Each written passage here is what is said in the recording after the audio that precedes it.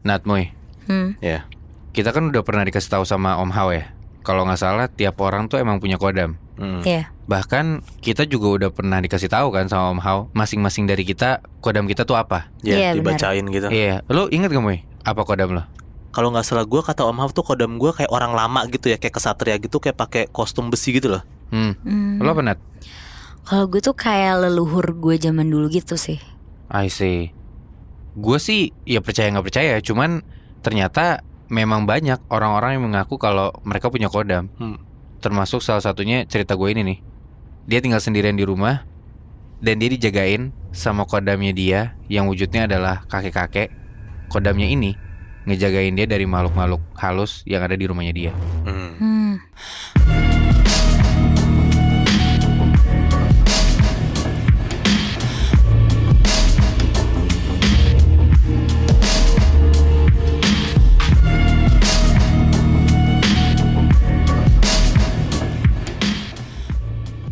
Ini cerita dari pendengar kita yang mau nyeritain tentang pengalaman horor dia di rumah dia sendiri waktu dia masih SMP.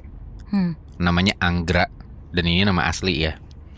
Jadi waktu itu Anggra tuh masih SMP kelas 9. Dia di MTSN 2 Kota Baru, Kalimantan Selatan. Oke. Dan kejadian ini di tahun 2021. Jadi Anggra ini tinggal sendiri di Kota Baru karena almarhumah ibunya itu pas di saat itu lagi sakit dan dirawat di luar kota di Banjarbaru.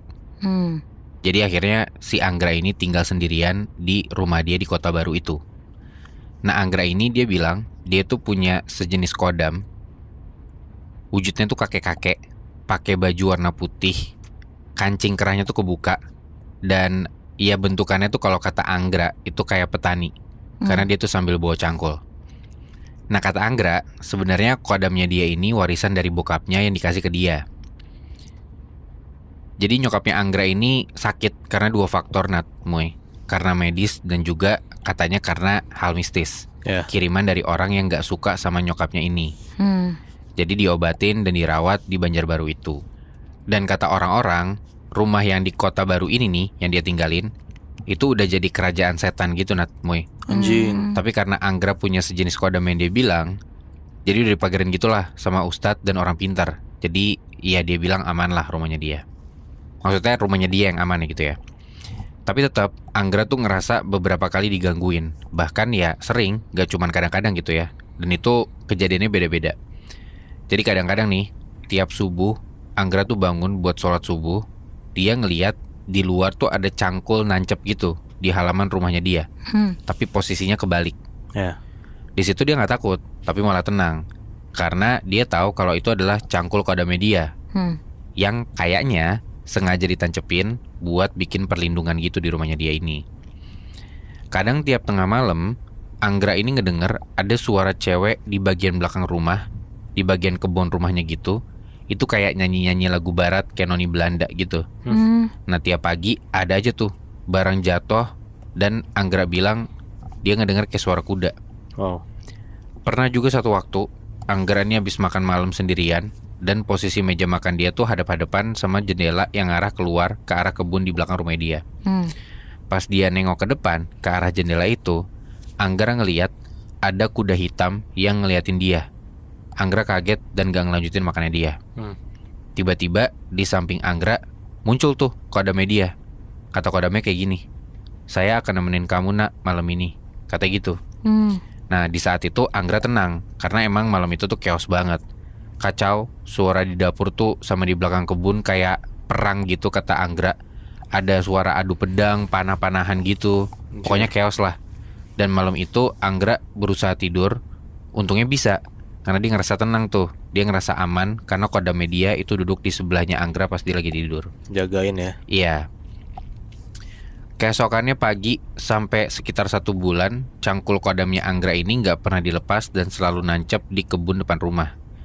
Pas itu, teman-temannya Anggra tahu kalau dia tuh di rumah sendirian. Akhirnya hari-hari ada aja tuh temannya Anggra dateng, nginep, nongkrong.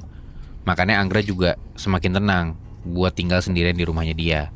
Karena udah ada cangkul kodamnya, plus dia juga ditemenin sama teman-temannya, jadi ya dia lebih nyaman lah. Nggak ada lagi gangguan di rumahnya dia ini. Oke.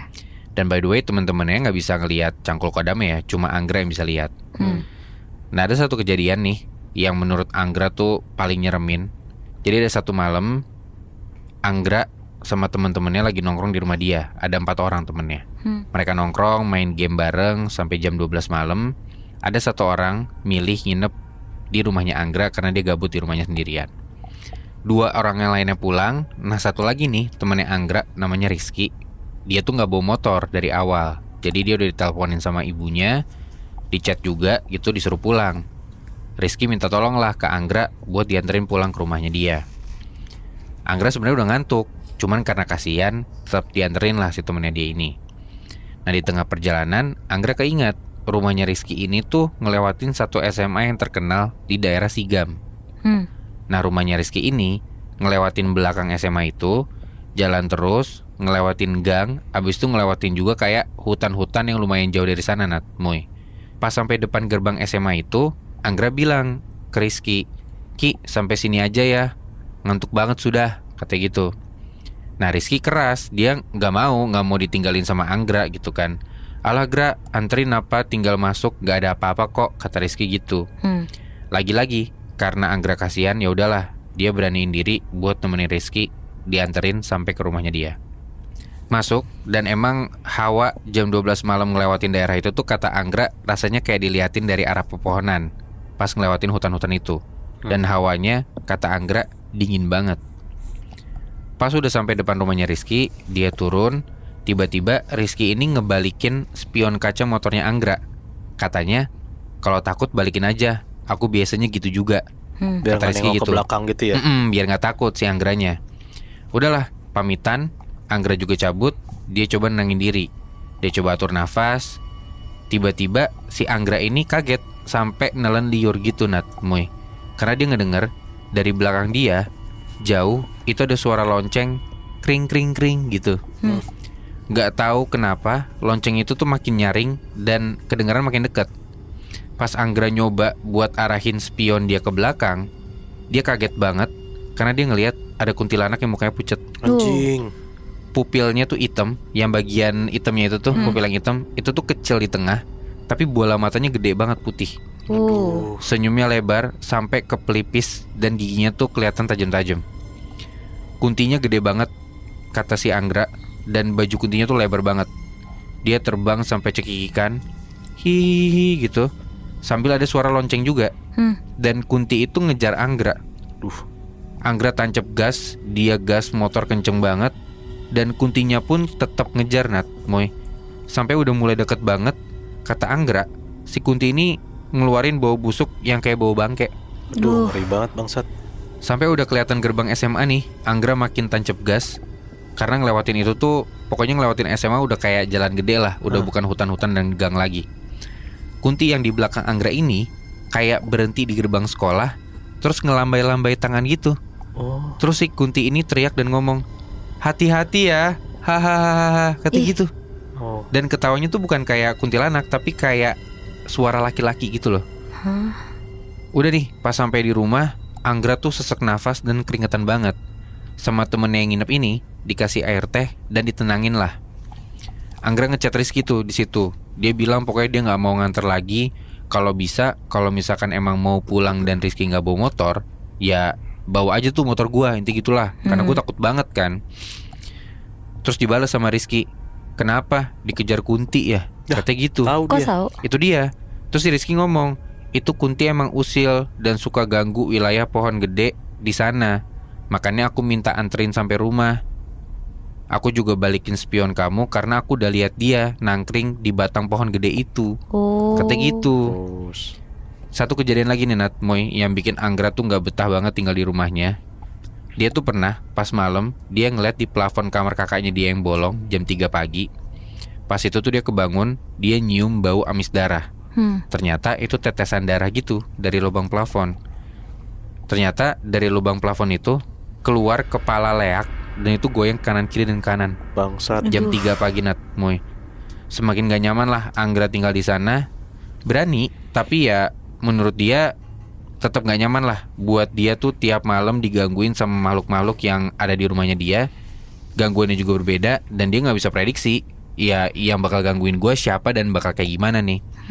Akhirnya Anggra keluarlah ke Banjarbaru dan dia serumah sama kakaknya yang ada di sana. Alhamdulillah nggak ada gangguan apa-apa lagi dan dia udah nggak pernah balik lagi ke rumah itu. Gila. Rumahnya dia itu sekarang ditempatin sama bibi dan keluarganya dia. Kata bibinya sih nggak pernah ada tuh gangguan kayak yang dirasain sama Anggra. Menurut Anggra aneh, tapi ya udahlah, yang penting dia juga udah aman sekarang. Sebenarnya pun Anggra punya kodam, itu kan nggak menutup kemungkinan kalau dia digangguin ya. Karena kan yang bisa ngelihat kodam dan bisa ngelihat makhluk halus Anggra kan. Teman-temannya kan nggak bisa ngelihat kan. Itu dia. Tapi menurut gue untuk ukuran anak kelas 3 SMP, dia tinggal sendiri di luar kota gitu jauh dari keluarganya, itu keren juga sih, dia pemberani. Iya.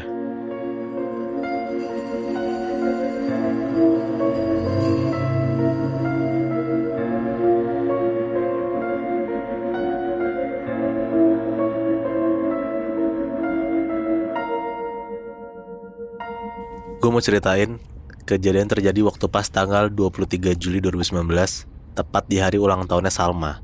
Salma ini pendengar Scary Things dan ngirim cerita ke kita. Oke. Waktu itu rumah Salma sepi banget karena mama papanya tuh lagi pergi ke rumah kakaknya. Jadi kakaknya Salma tuh udah nikah, jadi ya udah punya rumah sendiri lah gitu.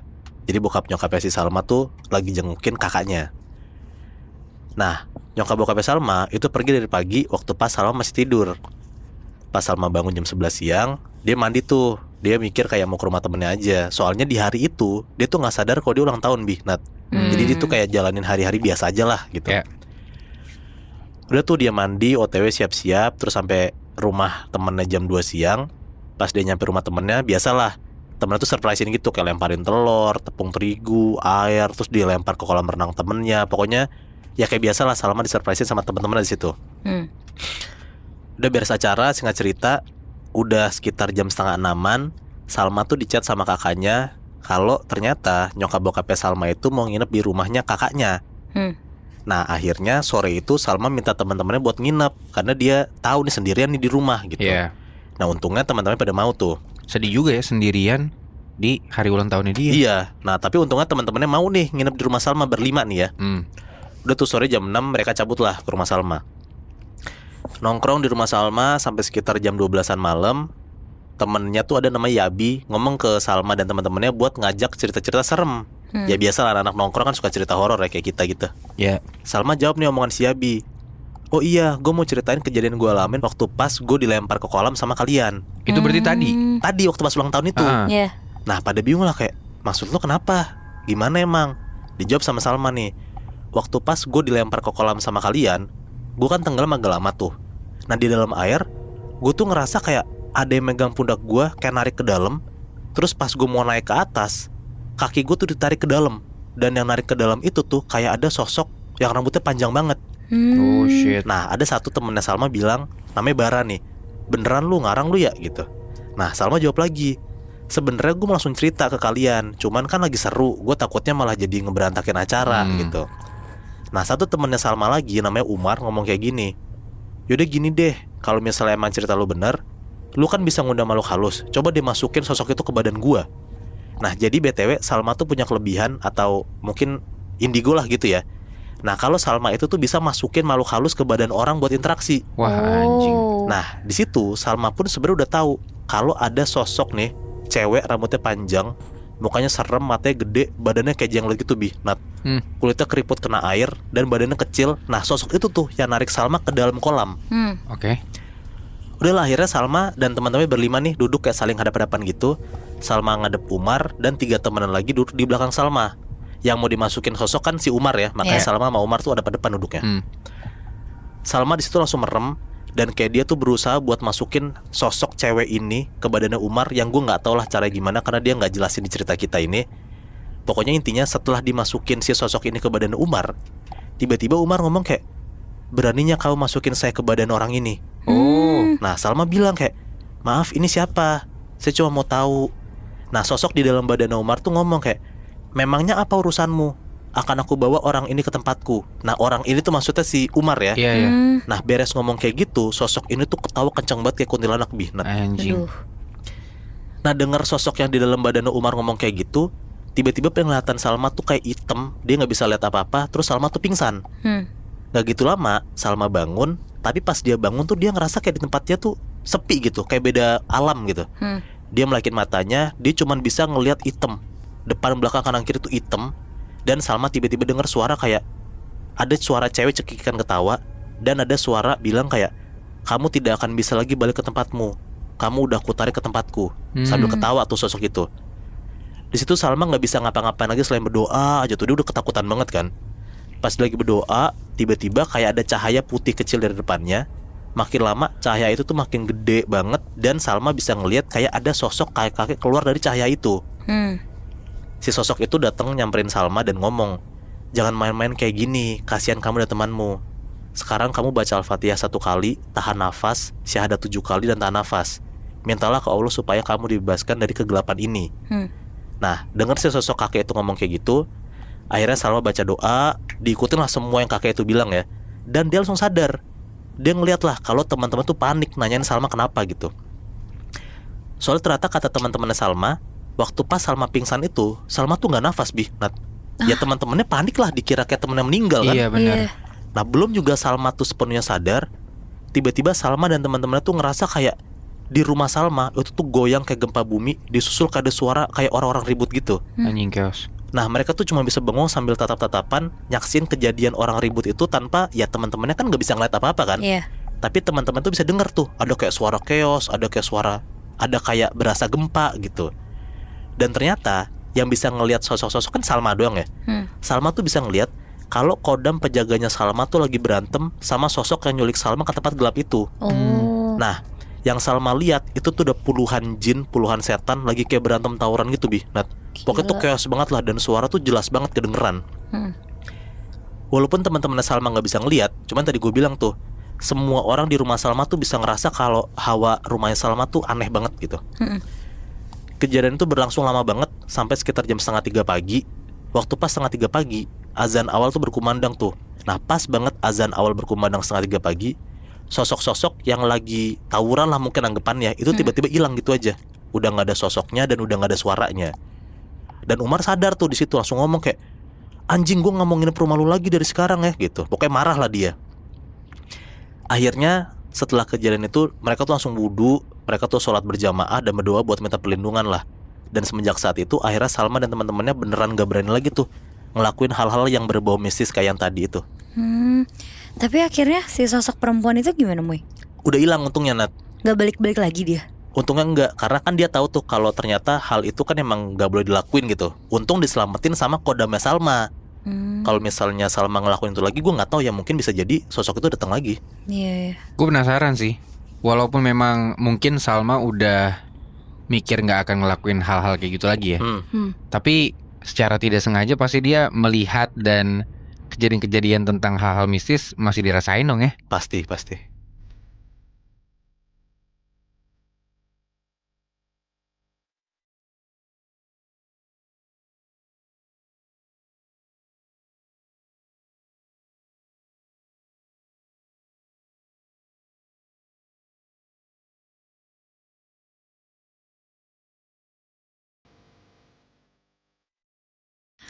Muy Iya. gue mau ceritain lagi tentang pengalaman KKN salah satu pendengar Scary Things. Jadi kita sebut aja namanya ini Mira ya. Mira KKN di Sumatera selama 40 hari. Di situ minggu pertama tuh dia ngerasa normal-normal aja.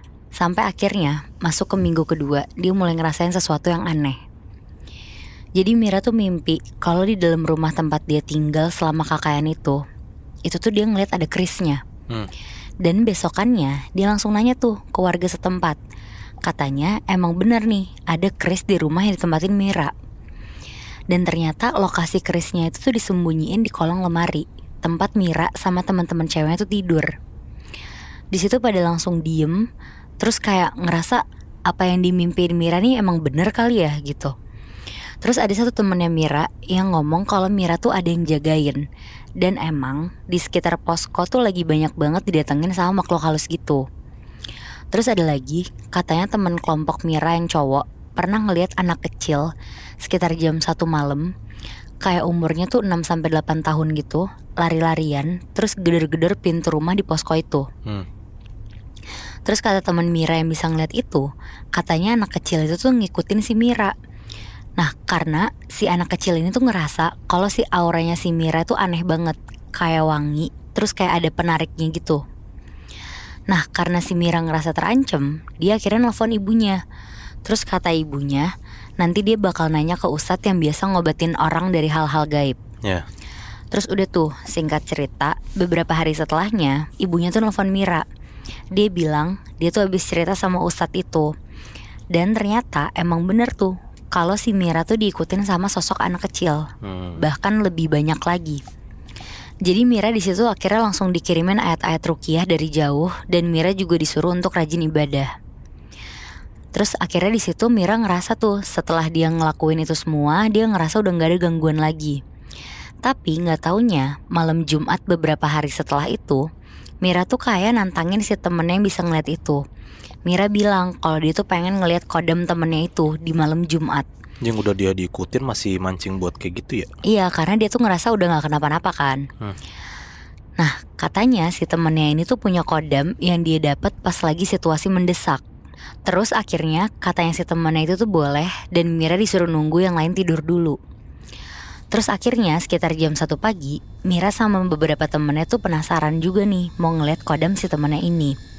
Jadi si Mira itu ngeliat temennya kayak lagi manggilin kodamnya gitu, dan tiba-tiba kerasukan. Kerasukannya itu tuh kayak bener-bener jadi macan, cuma geraman doang nih yang mereka bisa denger. Dan untungnya gak agresif gitu. Terus di situ anehnya Mira tuh ngerasa badannya dia tuh kayak dingin satu badan. Terus dari punggung belakangnya dia tuh kayak ada yang narik mau keluar gitu. Di situ Mira tuh secara nggak sadar tiba-tiba langsung duduk ngedeketin temennya ini. Terus bilang, ah ini mah macan bayi, sambil cengengesan gitu. Dan bahkan Mira sendiri tuh katanya nggak sadar kalau dia tuh ngomong kayak gitu. Terus setelah si temennya udah balik semula lagi, dia bilang gini ke Mira, gak tahu kenapa pas gue lagi mediasi berubah sama kodam gue, entah kenapa kodam gue tadi tuh malah kayak nunduk-nunduk gitu ke arah lo, terus gak berani agresif. Padahal cuma ditatap doang tuh sama si Mira. Ditanyalah sama si temennya, emang lo ada pegangan apa, kayak kodam apa gitu. Di situ Mira bilang, gue gak tahu apa-apa karena gue gak pernah lihat juga, dan gue juga gak pernah komunikasi sama kodam gue ini. Nah, temannya ini bilang kalau dia tuh pengen ngajak ngobrol orang yang jagain Mira.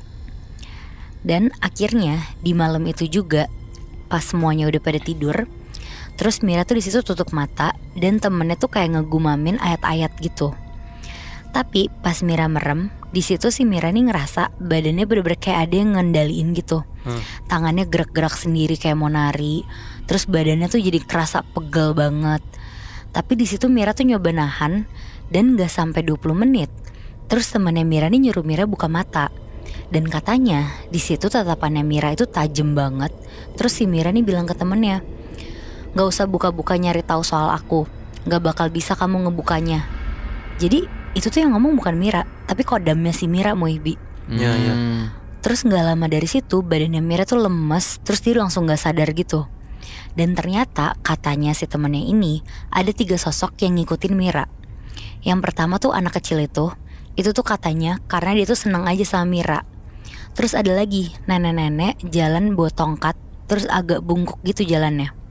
Nah, nenek-nenek itu tuh yang ngomong sama si temennya Mira ini, yang kalau intinya tuh gak boleh maksa untuk ngebuka sesuatu yang ditutupin. Nah, yang terakhir, pas si Mira buka mata itu, temennya tuh ngeliat di samping Mira itu ada kayak macan putih gede gitu. Itu tuh lagi duduk sambil ngeliatin Mira, yang emang bener-bener ngejagain si Mira. Jadi bener-bener kodamnya si Mira itu. Kodamnya berarti macan putih ya? Betul. Terus setelah Mira pulang ke rumah dan konsul sama ustadznya, ternyata faktanya tuh bener kata lo, Moy, kalau si harimau putih itu tuh emang kodamnya si Mira. Dan ternyata si nenek-nenek juga salah satu kodamnya si Mira. Banyak jadi, kan Syir? Iya, jadi kodamnya dia tuh ada 2, dan itu tuh dikasih sama almarhum kakeknya dia di Kuningan. Apa jangan-jangan sebenarnya ini gue nggak tahu ya fakta atau enggak ya. Kalau misal orang yang punya kodam banyak, kayak contohnya cerita lu Nat, dia kan punya kodam lebih dari 1 ya. Iya. Apakah orang yang punya kodam lebih dari 1 jadi kayak nggak gampang dirasukin atau nggak gampang diganggu sama makhluk halus ya? Nah, gue juga kurang tahu sih Moy kalau itu ya. Karena gue juga kurang paham sih sebenarnya tentang perkodaman itu. Tapi ngomong-ngomong soal kodam ya, kayak yang di awal deh, kita tuh pernah dikasih tahu kalau tiap orang punya kodam, ya kan? Iya. Kira-kira lu nih, kodam lu apa? Tahu nggak lu?